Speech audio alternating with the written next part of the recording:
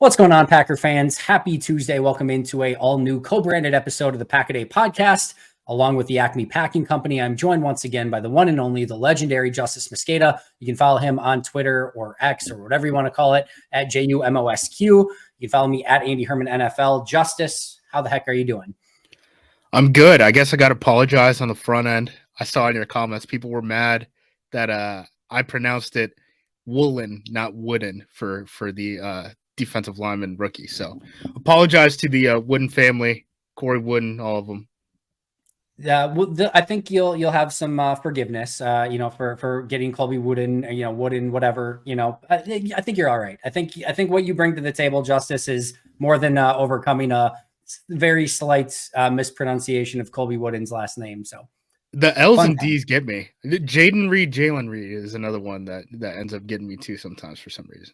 Well, you had Jaron Reed. That always messes me up too, because you had Jaron Reed or Jaron Reed or whatever. That one's fun too. And then you get Jaden Reed right after it. And then you get Carrington Valentine and Corey Ballantyne. Like, are you freaking kidding me? Like, that one's thrown me like a million times. So that one got me in the post-game show on Sunday night. Nyman / Nijman is what Rodgers used to call him. Rodgers didn't even know the name of his own right tackle. No. Like 90% of people say Gutekunst strong too. So that's another fun one, but oh well, fun times. Let's jump in right away. I want to just ask your overarching thoughts. Packers Saints, bizarre sort of crazy game that ended up in the win column for Green Bay. A fun ending, a brutal 3.5 quarters. But what were your overall takeaways from that game before we drill down into the minutia of everything? They're a young, talented team. Yeah, but those boys are young. I mean, I didn't realize until here's another name. Is it Dyer? Dyer, the our Irish friend. Oh, Dare. Yeah, I think so. He tweeted out that the oldest player on the Packers offense yesterday was John Runyon Jr., who's 26 years old. I didn't realize that until basically game time. I talked to my buddy Sam Schwartzstein, who I worked with at the XFL. He's Andrew Luck's center at Stanford. He currently works for Prime Video, which is why I was talking to him, going into this Thursday night football game that they're going to have. And he was like, I'm looking at this offense, and this is the most puzzling preview I've ever had in my 2 years, 2 years that they've had the Thursday night games. And he's like, I just don't really see an identity of the team. Like, they're trying a lot of things, but I don't really know what their identity is. And I think that's a pretty good description of this Packers team. Tons of penalties early that just made you want to just call a timeout and say, like, hey, get it together. You know what I mean? Like, that type of stuff. Yeah. It's a young football team. The stuff is going to happen. That's why we said all off season, like, the stuff looks good on paper, right? Like, Love looks like he's playing well. The young pass catchers look like they're doing well. The offensive line looked like they were going to be able to pass protect. Defense, had plenty of, how would you call it? I guess talent. Pedigree is probably the best way to put it. But they're just still so young that you cannot bank on them just being able to add talent to some of these teams sometimes. Yeah. So a couple things. I've been throwing this out there, but like the first 7 quarters, they were plus 30 in point differential against the Bears and the Falcons. Then in the next 4 quarters against the Falcons and the Saints, they went on a 0-30 run where the other team outscored them 30. The other teams outscored them 30-0, and then they finished on an 18-0 run. So it's like literally like they've just been almost like a team of streaks so far, and that's just the peak. So we're upswing for the start of the Lions game. Hopefully, and then, we can survive by the end. Yeah, exactly. Enough point. They're going to need to score enough points in the first and second quarter that they can withstand apparently the downturn on the other side of it. But it's just a crazy young team, and great job by Daria. I knew that they only had like a couple players over the age of 30 by the time the season started. But yeah, when you start thinking that Bakhtiari's out and things like that, Campbell goes out midway through. That's another one of their older ones. Mm-hmm. Like, there's not many old players left at that point. So extremely young team. And my thought on like the identity thing. A couple things. I think one of the core pieces of Matt LaFleur's offense and identity is being able to run the football, and they can't do that at all. And if you can't run the football, then you're starting to just throw things at a wall, and you're trying Keyshawn Nixon on a reverse. You're trying to pitch to Emmanuel Wilson so we can throw back to Jordan Love so we can throw to Dontavian Wicks on 4th and 2. Like, you're just throwing things to see what sticks at that point. I do also think there's, like, if you ask me what Matt LaFleur's like biggest thing he wants to do is, like, some people, it's like a concept, right? They want to run this over and over. Like, that's the thing they're going to do. I think LaFleur's is find the mismatch and find the weaknesses and try to exploit it in whatever way that they can possibly do that on a week-to-week basis. And sometimes it looks really good and they find the weakness and they attack it and it looks really cool. Like, they clearly thought Isaac Yiadom was the weakness this week and they wanted to attack him over and over. And it works sometimes, but like, he also played surprisingly well at moments and kind of held up more than I think they probably expected him to. But I think his MO is they're going to try to exploit weaknesses more often than not. And sometimes it looks really cool and sometimes it doesn't. Yeah, I think this was from Next Gen Stats. They said that Isaac Yiadom was targeted in tight coverage plays 7 times last game, and that was the highest by far of any cornerback this season. And then second on that list was Alontae Taylor, the other cornerback opposite of Lattimore, with I think 5, and they ended up totaling. I think overall they got targeted like 18 times, and they ended up having like 9 pass breakups or something like that. Yeah, it was a lot. So yeah, I mean, we knew who the Saints were. Like, that's a talented team coverage wise, right? They have probably three corners, even though they were out one on Sunday. And even in that situation, I think Yiadom got the best of that matchup, honestly. The problem is the one he got beat on ended up being the go-ahead touchdown. So that's all that people are going to remember. But I think he had a really pretty nice good day for being tested the way he was. And, that's why it took Green Bay so long to be able to score. That's why Brian Gutekunst traded Josh Jackson for him, to get him in Green Bay. It did not exactly work out for him in Green Bay the way. Of course, Isaac Yiadom balls out at corner and Jimmy Graham catches a touchdown. If like Taysom Hill would have went off for one, was that the only play Jimmy Graham played? It felt like that was the only play Jimmy Graham played. He had a couple others. Ben Fennell tweeted, he's like, Jimmy Graham had a highlight block. I will not be posting it. That's enough about that. Because of course he never blocked once in Green Bay. So of course he had a highlight block in this one, but yeah, he didn't play much. And I think that might've been like one of his only catches on the season so far. I tweeted out, he had 3 touchdowns at Lambeau Field in his 2-year career as a member of the Green Bay Packers. And now one is like a 50-year-old, sailor, whatever, he's pilot, as part of the New Orleans Saints. So yeah, fun times. Let's start off with I guess we could call it low-hanging fruit, the thing that everyone wants to talk about, and that's Jordan Love. We talked a little bit about the contested catch situations. You had him play what I would call some uneven football through the majority of 3 quarters, missed some layups that you want to see him make, had his first interception on the season, then led a pretty impressive comeback, which I thought was a pretty, impressive effort for a guy making his 4th ever start in the NFL. What were your thoughts on Jordan Love in this game? Young quarterback. I mean, I know I sound like a broken record, but like, this is a quarterback who's learning all aspects of quarterbacking at the NFL level. The one that kills me is the Musgrave one. I don't know what happened on that play. I don't think we got a clear answer. It seemed like they were talking about maybe like the ankle of the route and not expecting it, but like, I don't know. You should be able to put enough air under it that Musgrave would have been able to catch that one. That's the thing that's really frustrating about the offense, right? Is like, I think we can tell Musgrave and Wicks both are really good talents, but they just haven't been able to connect. Even that throwback, right? That Love did the splits on, like, Wicks is wide open on that thing. And there's a couple other plays, where Wicks is open and you're like, dang it, man. Like, I wish we could have gotten it to him. Yeah, no, I totally agree. And I'm with you on the Musgrave throw. Yeah, if Musgrave takes a slightly different angle than Love is expecting, it can throw things off a little bit. I don't think it would have been enough. I think it would have been overthrown anyway. And like you said, you just have to put enough air under it where, like, that has to be completed. That just has to be completed. And I think Ross Uglum put it best where, like, right now Jordan Love's like a home run hitter that's hitting 215. And like, you just need him to hit like 240. And if he hits 240, you look the heck out, because he can hit for power. He's doing all like the little things. He's running out the singles. He's got like everything else you need him to do, but he's hitting 215. And I'm with him. If all of a sudden the contact starts coming and he starts hitting some of the layups a little bit more, then look the heck out. And I still think, like, to me, in what I've seen in training camp and now through 3 weeks of the regular season, we know the baseline stuff. I really like what he's doing, navigating the pocket, and staying clean, knowing when to run, finding his checkdowns when he needs to. I like a lot of that stuff. I like how he's going through his progressions more often than not. I like his decision-making more often than not. I like all of that.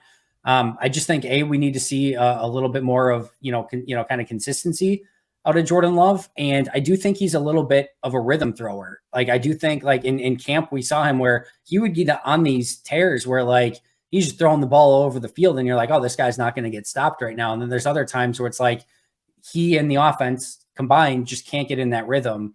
And we kind of saw it through 3 quarters, like he and that offense just could not get in that rhythm.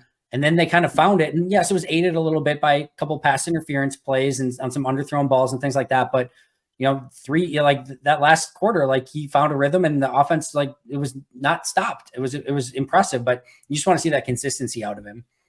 Yeah, for sure. And I think it's kind of hard to get an offense in the rhythm when you're not running the ball well. Yeah. And those, it just kind of puts you behind the sticks a little bit in terms of just the rhythm of the drive, right? I think that really hurts. And that's not something you're going to be able to get away with against that Lions front. No. They're going to be pretty good at stopping that stuff. So hopefully Aaron Jones is back. We'll see. And just like, there's just weird mistakes constantly, right? Like that first drive, you get to the 1st and 25. Even the 2-point play, like LaFleur was talking about, they messed up the motion. Really, really what they were trying to do is they were trying to run, that play Devontae scored on against the Rams, right? With that quick motion return stuff that, it made Jalen Ramsey freak out, right? That's the play that I'm talking about. They were basically trying to run that with Jaden Reed, but the problem is that, like, he was behind the guard when the ball was snapped. They almost snapped it. It almost hit him. Yeah. So, like, it's stuff like that where it's like, you got to remember, it's a bunch of like 23, 24-year-olds out here playing football. It's closer to, like, I don't know, like not a college team, but like an all-star youth, like younger team than it is like veterans who are ready to win football games right now. So all these things that I'm seeing, I'm just like, I just don't want to see the same mistake twice, right? Like, that's kind of how I'm approaching this entire season. We always wanted to know if the University of Georgia could beat the Chicago Bears, and now we know the answer. The answer is yes, and apparently they can beat the Saints as well. No, yeah, they're an extremely young team. They're going to get better with time, but the attention to detail stuff, to your point, is the stuff that really, and that's what in the run game is absolutely killing them. Again, you almost have a massive 2-point conversion in that game, like hit Jaden, like this close to hitting Jaden Reed, and that thing. Well, even like the zone read that everyone taught, there's a blown block there. So if the DN stays, there's a blown block, that run gets stuffed up the middle, on a give or something like that. So certainly things that they need to work on, even though they won this football game. And, obviously we're talking about what this offense looks like, and it's a little bit disjointed. I think we probably could have predicted that when you don't have Bakhtiari, you don't have Elton, Zach Tom. Zach Tom only missed the kneel downs technically, so you can't say that too much, but he's now on the injury list. You don't have Aaron Jones. You don't have Christian Watson. That's just the offensive guys. You're going into this game now. We got an injury update on Monday that, it was hypothetical because they didn't actually have a practice, right. But the did not practice would have been Jair Alexander, Zane Anderson, David Bakhtiari, Devondre Campbell, Elton Jenkins, Zach Tom, Carrington Valentine, going to do it forever, Christian Watson, and then the limited participants were Rashawn Gary and Aaron Jones. Hopefully a good sign for Aaron Jones. Hopefully not as quite as a bad sign as that seems for everyone else. And we'll see what Thursday brings. But that is an insane laundry list of injuries for this team. And I think it's fair to ask, Justice, like, imagine what this team would look like if Zane Anderson was healthy. We just haven't even seen it yet. But in all seriousness, like, obviously a very brutal injury report right now for Green Bay. Yeah, and all those injuries are going to start stacking up, right? When Yep. Caleb Jones potentially is your swing tackle, and he wasn't even active the first 2 games of the season, right? That kind of tells you what the depth is going to look like. Corey Ballantyne might end up starting this game literally off of the practice squad. I mean, someone could pick him up technically, right? I mean, if they really wanted to screw Did they? Yeah, Green Bay, they don't do the protections anymore, do they? At I least I don't haven't I don't seen believe it. so. They Yeah, I don't stopped. think so. They stopped 2 years ago, I think, because I Yeah. remember they always would protect the special teamers and stuff. Yep. So yeah, I mean, there's that stuff going on. Um, Obviously, not having speed on the offensive side of the ball, I think that's a big deal in this game. If Aaron Jones could play, not just because the run game has been hurt and all that stuff. Again, talk to Sam Schwartzstein, who's doing all the next gen stat stuff. He sent me a packet about kind of their preview stuff that they give to the broadcast team for Lions Packers. The Lions are really bad right now at covering the back out of the backfield. And Green Bay's best thing is, running outside. So like those two things put together, you're like Aaron Jones, that'd be huge if Aaron Jones could be on the field in that type of situation. So I think all that stuff's going to come into play. Yeah, definitely keep an eye on the injury report because who knows? I mean, that could swing a lot of stuff. Right now, the Lions are favored. I would probably take the Lions, not knowing who's going to be on the field right now. Yeah, no, I'm with you. Like, it feels like, and to be fair, I said this last week that the game might be decided at 10:30 a.m. when the inactives come out. Obviously, later this time at whatever it is, like 5:45 or whatever this week. But it's so hard to like even fathom, like especially against a really good Lions team. I know the Saints were good too, and you get home field advantage, which is a huge advantage on Thursday night football. At least it has been over the years. But man, that injury list is crazy. And to your point, I think there's two positions we clearly need to talk about. A is corner, because as you mentioned, Ballantyne could be starting alongside Keyshawn Nixon and Rasul Douglas. And you're probably going to need to activate Keandre Thomas too, because you can't just go in with three. Ennis Gaines has also been banged up from a practice squad standpoint. So you're probably looking at calling two of those guys up if either So now are Ballantyne you or out Patrick Taylor, or do you move him to the 53 and I all got to those think things something too? happens with Zane Anderson. Either they just put him on IR and be like, we'll figure out an injury settlement later if we need to, or they just figure out an injury settlement now. But like, I think, or like, I guess I think it's possible that maybe they just release Emmanuel Wilson, and if somebody claims him, so be it. And they just go with Patrick Taylor at this point. But I would think we're going to get some transactions this week because they might not be able to fill a 48-man roster if they don't. So yeah, it's going to be very No, interesting. I'm with you. I mean, they only had one healthy scratch, and Anthony Johnson Jr. this past week, and they've only added more injuries since then. The other thing too, that's going to be tricky. This is going to be a little in the weeds, but Devondre Campbell going down does impact this team a good amount because the team's punt protection units have already taken so many hits. With Lucas Lucas Van Ness not being able to go on the punt protection team, what's ended up happening is basically they've had to reshuffle that line, which is also includes Patrick Taylor, who's on the practice squad and has exhausted all three of his call-ups, so they can't do that anymore. They have to bring him up to the 53 if they want to play him. They're having to play Luke Musgrave on the punt protection team already. And that's a guy who's basically playing every single snap for you on offense. And then once offense is done, he's having to run 40 yards down the field or whatever it is to go cover a punt. That's also not including the fact that, that's usually a position, that interior line, that is filled by inside linebackers.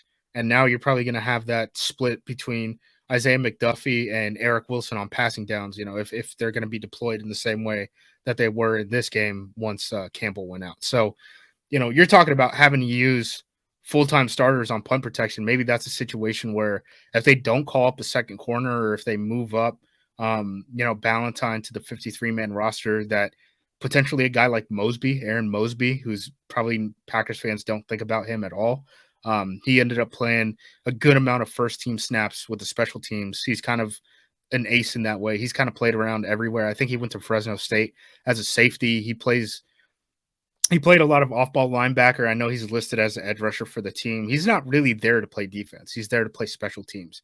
Yeah. Don't think about him as a defensive player at all, but he's a guy who could potentially help out on these special teams units when this team is in a pinch and they have to bring up, a lot of those guys who would have played special teams into the starting lineup.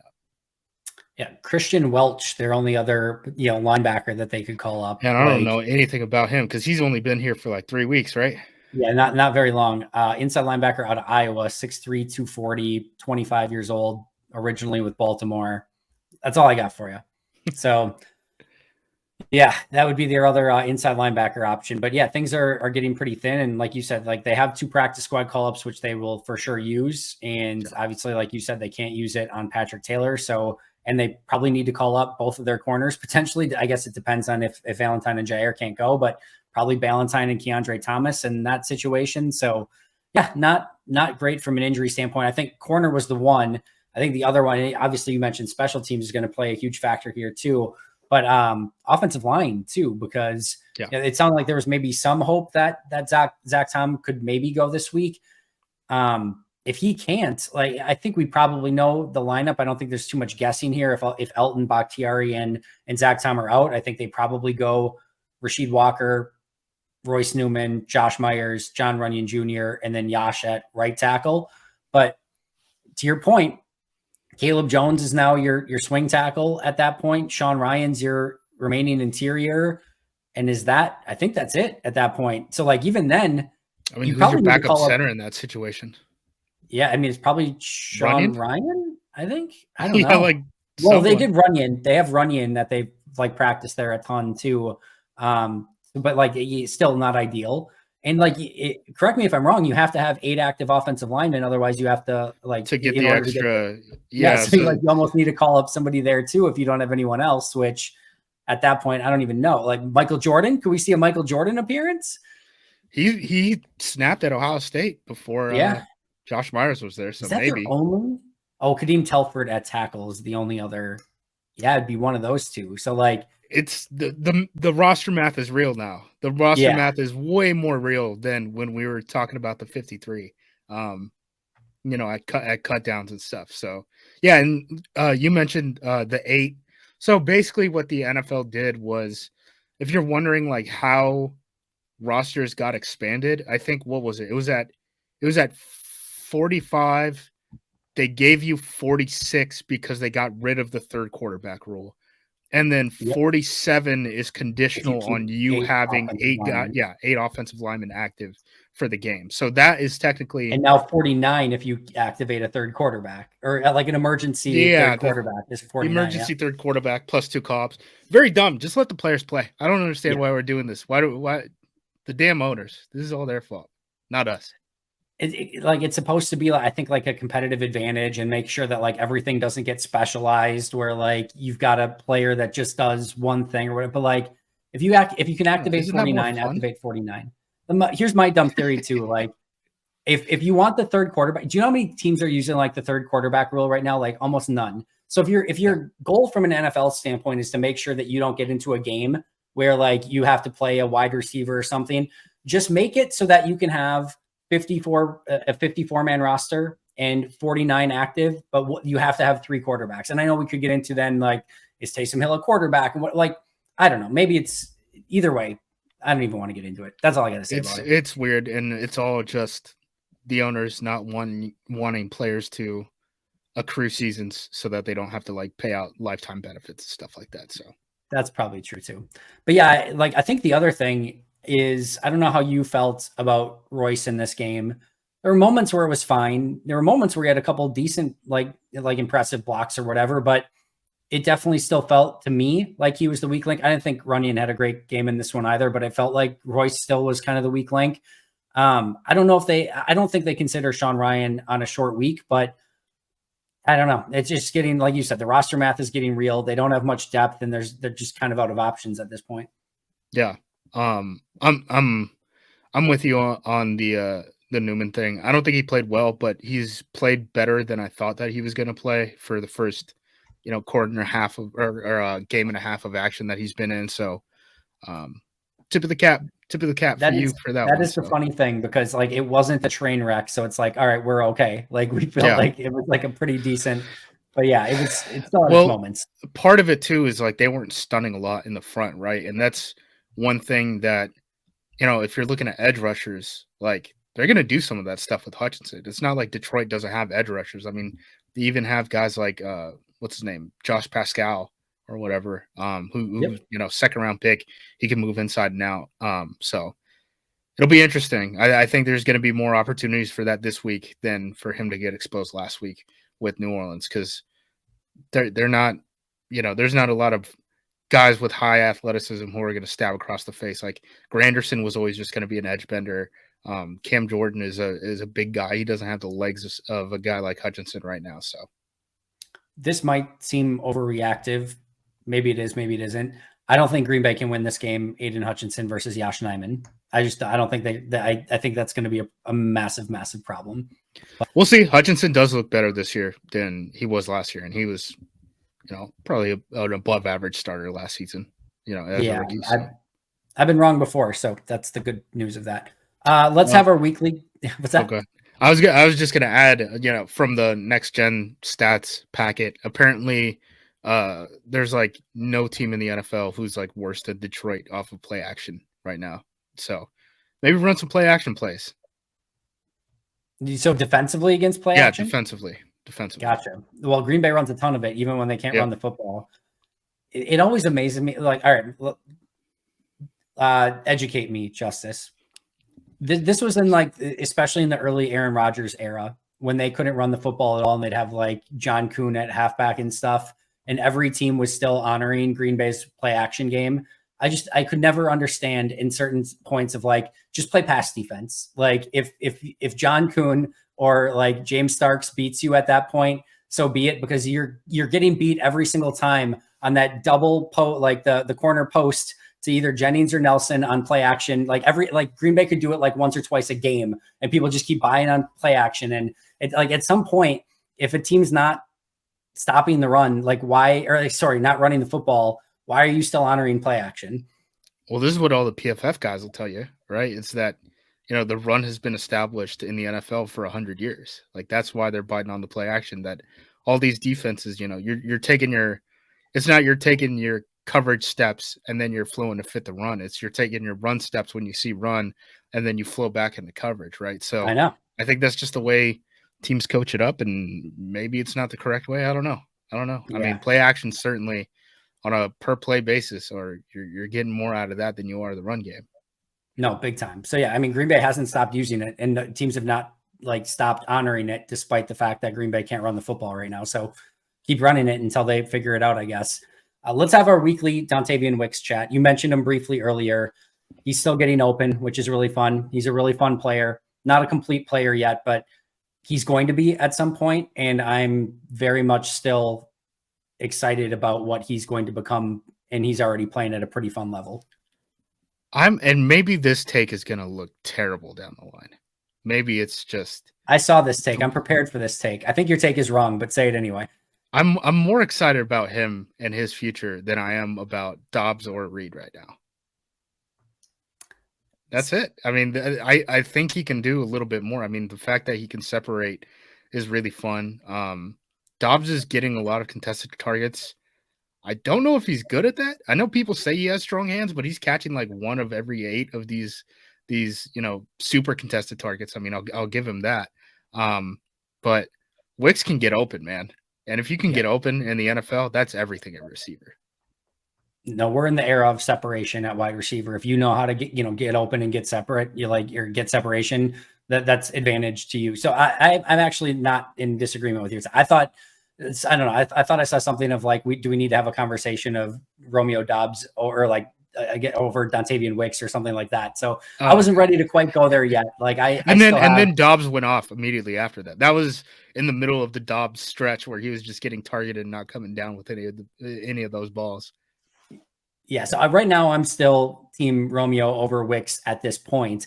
I don't have a argument of you saying that long term or like eventually you're more excited about Dontavian Wicks.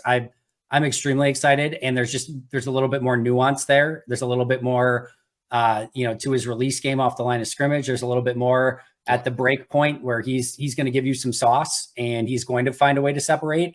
And we saw, and I'm not comparing to, who I'm going to say, but Devontae Adams. I'm not saying they're apples to apples, but when you've got some sauce at the line of scrimmage and some sauce at the break point, you're going to get open. And I think just the fact too, that week 1, this guy hadn't played. And I know Watson's out. I know Dobbs is banged up and on a snap count or whatever.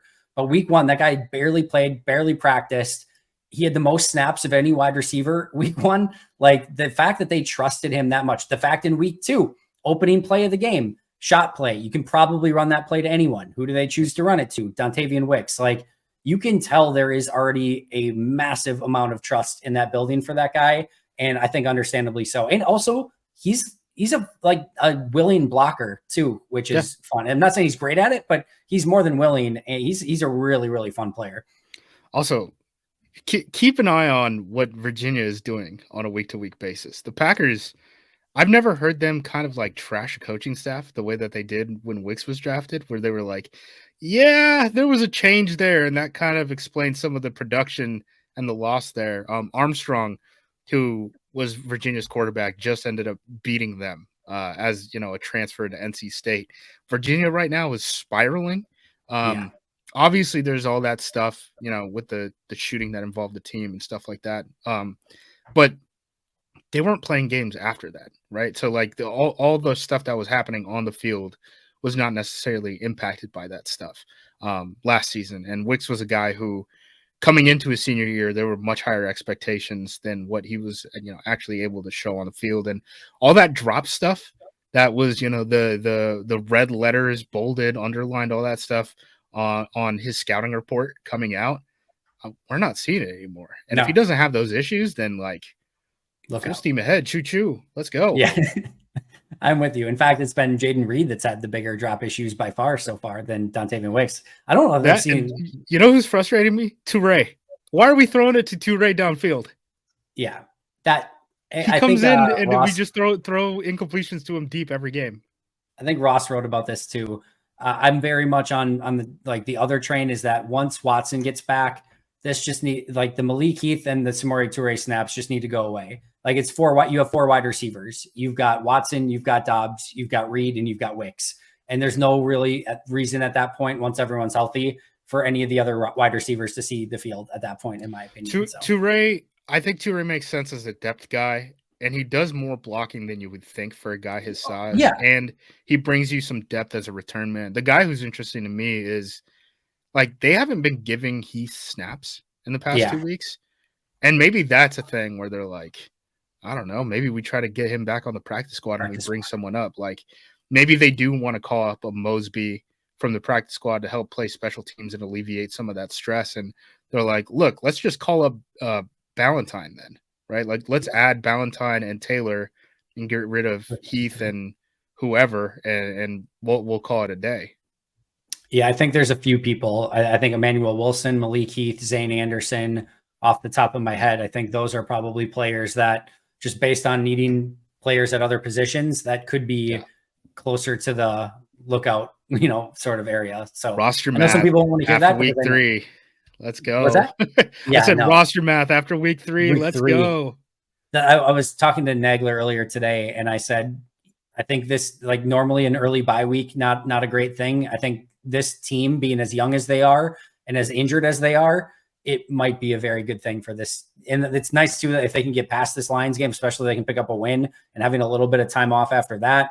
Then you got Vegas on, was that a Monday night? That's a Monday night game. Monday night Vegas. So they even get it's almost like a full bye week going from Thursday to Monday. And then you've got another, bye week right after that. So they're going to have some extended time off. We're not going to get much Packers from after the Lions game until whatever game is right after the bye week. It's just one game in like a 3.5 week period or something. Yeah.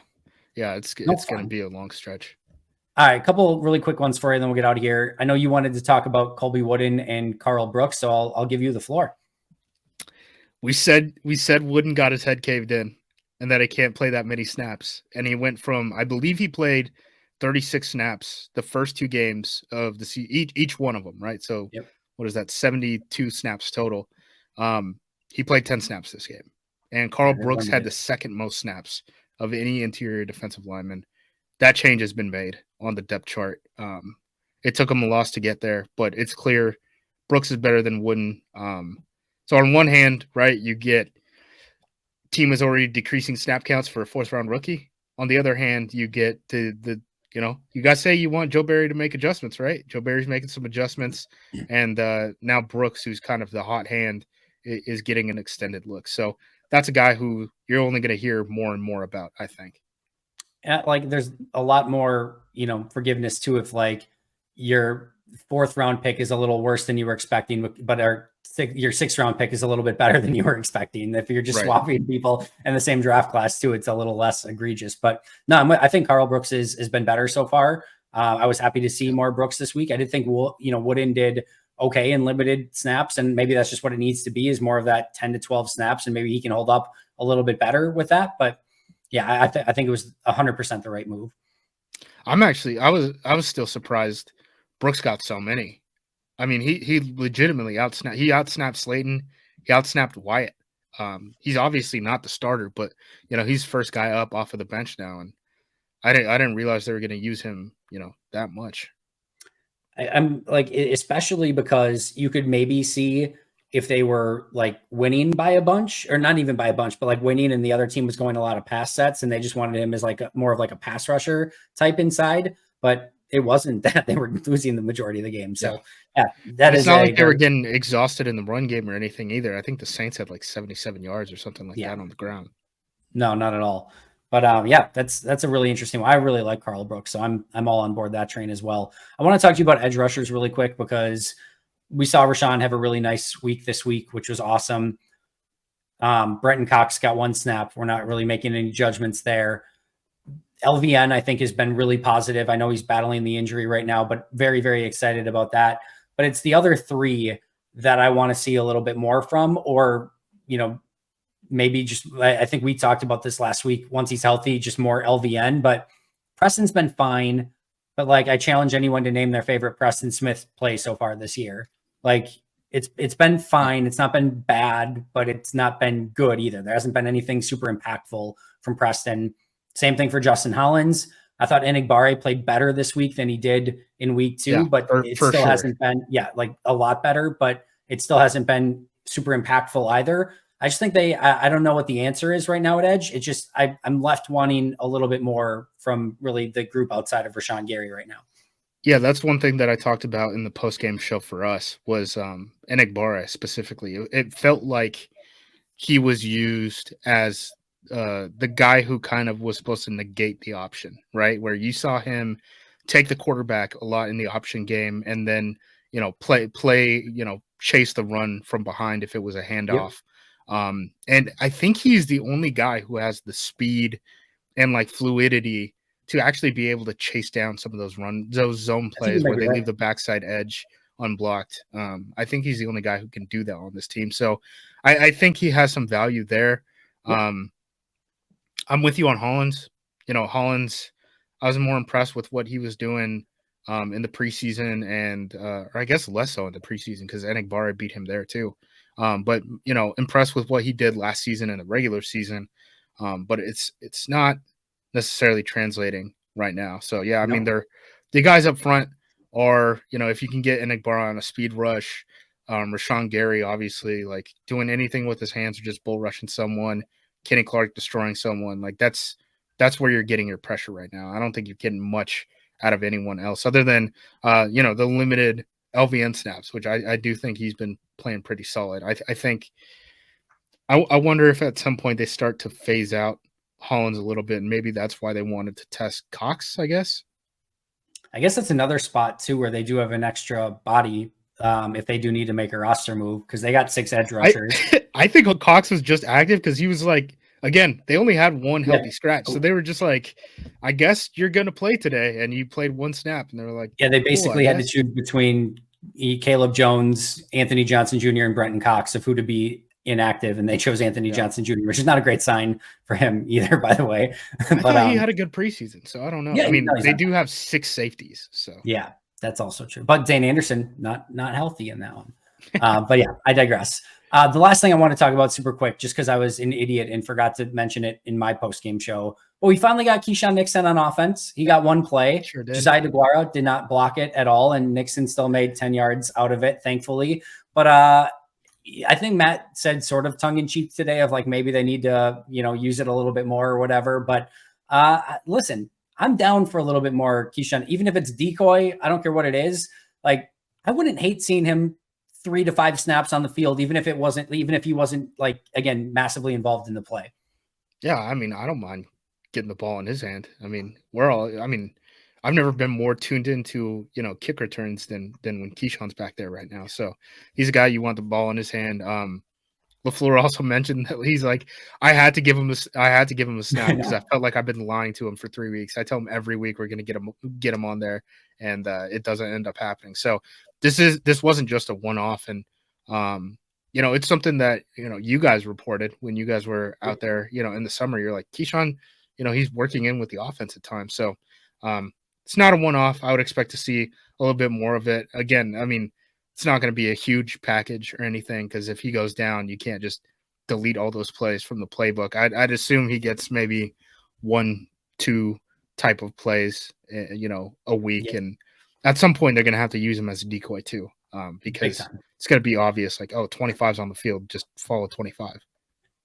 Yeah, they can't just have the same tell every time he's on the field. That's for sure. Interesting too in this one, and I think very clearly they were just looking for a spark to try to get something, but interesting that they went with him at punt returner after Jaden started the game. And then that, again, I think it was just like, we need a big play. Keyshawn, go back and return punts. But interesting that they made that move when they were losing and needed a little bit more of something. But that was another interesting choice. Yeah. And I think he's going to get better on defense too. I mean, he's wearing so many hats right now, right? I mean, it feels like a lot of these guys who are experienced or in the starting lineup are wearing so many hats just because this team is so damn young. But that's the life we're living now. It is. Justis, final thoughts or anything on Packers lines that you wanted to go over before we get out of here? Pressure Goff. The story every single time we play the Lions. If you can pressure Goff, you can win the game. If you don't, he's going to look like an all-star. I mean, that's what it boils down to. Hopefully these guys stay healthy. That's the analysis that I have of this game. I guess they're a really disjointed team in terms of they're like the opposite of the Bengals, right? Like the Bengals are a team that we think of that doesn't really have any under center play action game, right? Like when they want to throw, they get Burrow in the gun, they spread everyone out, and then he just throws to his open wide receivers because they have all-star receivers. Right. And in the run game, they go under center, and it just always feels like you could tell what the Bengals are doing pre-snap. The Lions are kind of the opposite of that. And I don't know if it's because they have a good offensive line and maybe their weapons aren't as up to par as, the NFL average or whatever. But they're a team that can't run under center right now. But they're really good at, like, inside zone out of the shotgun. And then Goff isn't a guy who's great as, like, a drop back passer, but he's really good off of play action. So it's like this really bizarre thing where, like, usually you'd think, you want to go under center to run the ball. You want to get into the gun to pass. The Lions are the total opposite of that on the offensive side. So it's going to be a little weird to watch. Yeah, I think they've in the past with the kind of Kirk Cousins, Jared Goff, like those type of quarterbacks, to your point, they don't get pressure on them. They're going to look like assassins. And if you get pressure, look like Tom Brady, and you're like, who the heck is this? Yep. But what was it? Pressure, 2 years ago, week 2? Was that the first time we saw Goff? And Goff was just back there patting the ball for 2 whole quarters, and then they're like, dude, we got to turn it loose. We got to blitz the heck out of this guy. And the pass rushers are going to be a big deal because this line is better than what it was, 2 years ago or whatever. I mean, that's when Green Bay's healthy, Philadelphia, and then probably Detroit. I mean, those are probably the best offensive lines in the league right now. So yeah, all the matchups aren't in your favor. No. It's going to be really fun. Justis, you are amazing as always. Tell everyone where we can find all the great work on Acme Packing Company and all your great work as well on social, whatever else. Yeah, APC. We wrote up a couple things. We wrote up the Yadam stuff. We wrote up the Carl Brooks, offensive or the depth chart change and stuff like that. We'll keep you up to date on like the injury report, all that stuff throughout the week. Acme Packing Company podcast feed. You can hear us throughout the week. Tune in to what is it called? Whatever the Stats Cast is for Thursday Night Football. I don't know, Andy, have you been able to check it out this season, the Stats Cast? I've not checked it out this season, no. So last year they had like the big old L bar, right? Which like took up a lot of the screen and stuff like that. So like you were able to watch the all 22, but like the actual game looked even smaller because there was the L bar that had a bunch of stats on it, and then there was the all 22. So the players just like shrink. Yep. It's a lot better now. They got rid of the L bar. It's one of the more pleasant ways to watch football. I thought it was really cool when I watched the Giants game a couple weeks ago. I think they're gonna sneak in, if you guys have followed me on Twitter or anything, they're gonna sneak in the Bill Belichick needs 70 whatever straight games to match Matt LaFleur's win percentage thing. So I'm sure someone is going to freak out about that on Twitter during the game. So you guys are in on the inside joke. That is absolutely amazing. Go follow his work. Check out the Amazon, what is it, the Statcast, right, on Thursday? It's whatever the alternative broadcast is. I can't remember what it's called, but check out that. Check out the Pack a Day podcast at Pack a Day Podcast. You can follow me at Andy Herman NFL. You can follow him at JUMOSQ. That is going to do it for us today. But until next time, and as always, go Pack Go.